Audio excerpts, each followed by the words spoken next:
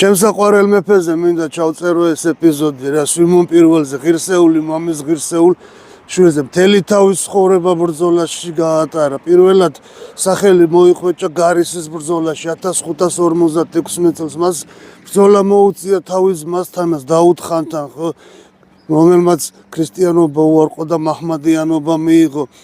იგი 1569 წელს უკვე ფარცხისის ბრძოლაში ტყვედ ჩაიგდო შაჰმა, რადგან ის უკან არაზოს არიდგა, სულ წინ იბრძოდა, გაერთო ბრძოლაში, ასე წერს მემატიანე, ჩამორჩა მთავარ ამალას და ტყვედ ჩაიგდეს მოღალატე ყორღანაშვილმა იცნო და დააბეზღა, რომ ეს არის მეფე სვიმონიო რა.